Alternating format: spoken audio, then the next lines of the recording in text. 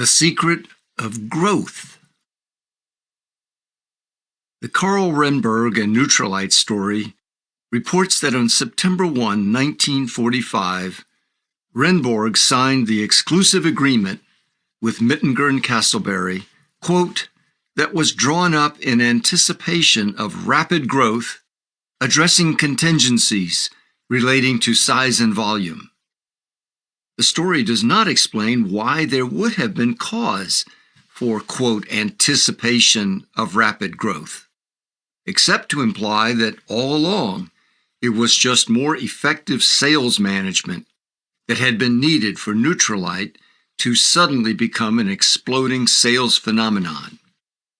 Even if the sales management factor were that important, the story does not account for why it would have been assumed that a former cemetery plot salesman who had not done sales work in 5 years and a psychology counselor with 2 part-time jobs warranted a presumption of stupendous success. The plan, the only new element in the business, is not referenced as the cause for this presumption of growth. Yet, as events unfold, a monumental expansion in accordance with the plan's explosive mathematical design does indeed ignite. The plan, in theory, could cause 40 agents to expand to a point where, quote, everyone on Earth would eventually be selling the product.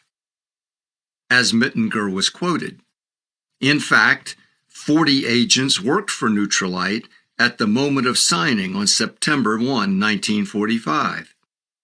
In the first 8 months of 1945, prior to the contract signing and implementation of the plan, Nutrilite averaged monthly revenue of about $2,000, indicating a mean average sales volume per distributor of $50 per month in 1945 dollars. The highest estimated commission paid based on sales volume was 40%, or $20 per month on average, before deducting all expenses. The Nutrilite product offering had clearly never demonstrated much of an income opportunity for Renberg or for his 40 distributors. Suddenly, in the 4 months following the contract signing between Renberg, Mittinger, and Castleberry, revenues increased to more than $8,500 per month, resulting in 1945 annual revenues more than doubling from the previous year to $50,000. But this was only a spark for the firestorm of expansion that followed.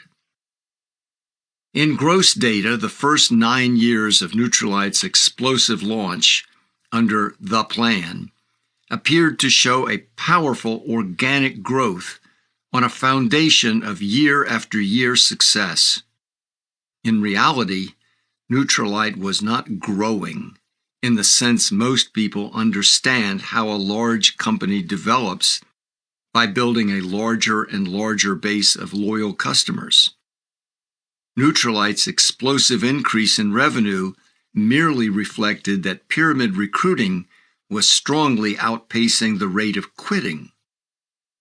In just 16 months, Mittinger and Castleberry's plan catapulted Renberg's little business from monthly retail revenues of $2,000 to more than $60,000 per month. It did this without changing the lineup or the pricing of the company's products or carrying out a significant advertising program. And despite a scandal that engulfed the company starting in 1949, when it was prosecuted by the U.S. Food and Drug Administration for making false health claims, Nutrilite's sales just kept growing explosively. By 1950, sales reached 9.7 million, then 12.5 million in 1951, hitting 25.2 million in 1954. The expansion was unrelated to the product, pricing, or its sullied reputation. In the annals of sales, this is an astonishing event, but especially so for those involved in labor-intensive door-to-door selling and the vitamin businesses. Predictably, the plan was quickly carbon copied with the similar amazing growth results for imitators. How or why becoming a Nutrilite distributor would suddenly become so appealing to so many people is not addressed in the mythic account. Renborg's personal life blossomed with the business, and he quickly found a new wife, put his son back in private school, and bought a new house. An avoidance of the pyramid factor in explaining Nutrilite's overnight success is the likely reason Renborg's biography documents the growth figures of Nutrilite only up to 1954. In those first 9 years after implementing the plan, Nutrilite's revenue exploded an astounding 50,000%. But court data from a government prosecution of Nutrilite show that immediately after the period, Nutrilite's growth drastically slowed and then steeply declined. From 1952 to 1954, revenues went up more than 100%. But in the next 2 years, 54 to 56, revenue rose just 5%.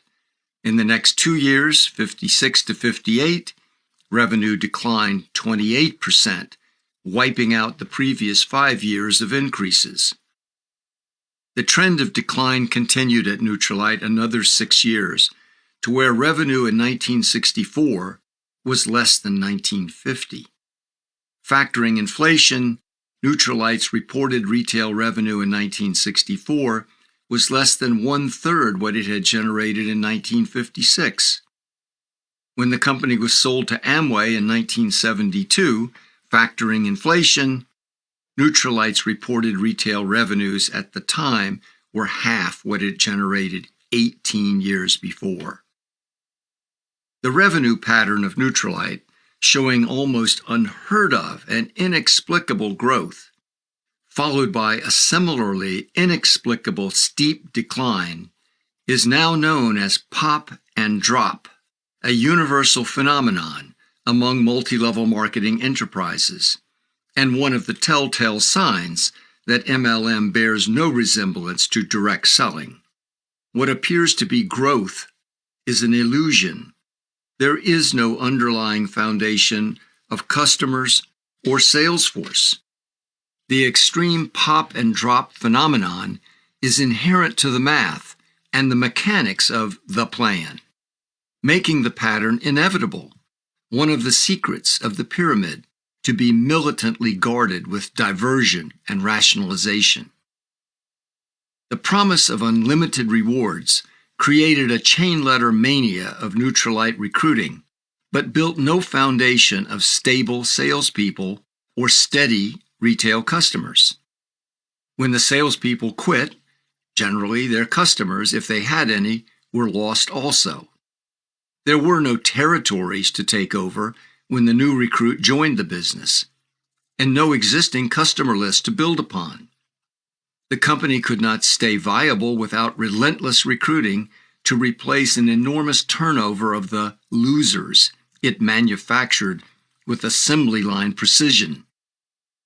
The recruiting process of pyramid selling, unlike that of direct selling, was not a factor of labor related to the storied hardships of personal sales. There was no broad base of salespeople gaining modest but viable income.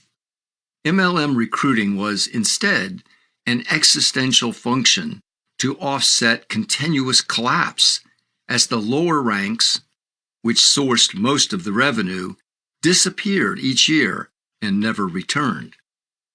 It was not surprising, therefore, that soon after Nutrilite's decline set in from the late 1950s, 2 of Nutrilite's top recruiters defected and started a new company directly copying Nutrilite's now proven plan.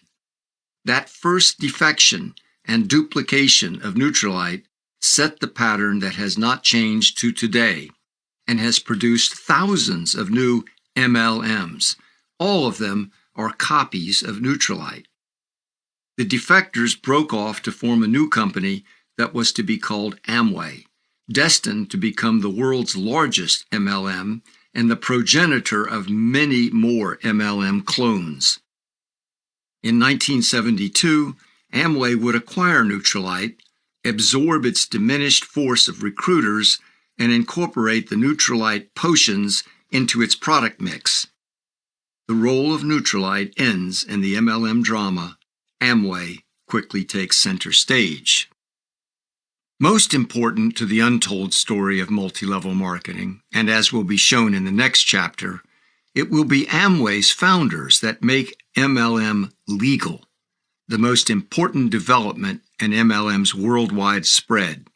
As top recruiters for Neutralite, the Amway founders witnessed how Neutralite, using clever legal maneuverings, survived the FDA prosecution for making dangerously false medical claims without actually changing its false claims. Using its own legal maneuverings and powerful backroom lobbying, Amway will survive pyramid fraud prosecution without actually changing its pyramid practices.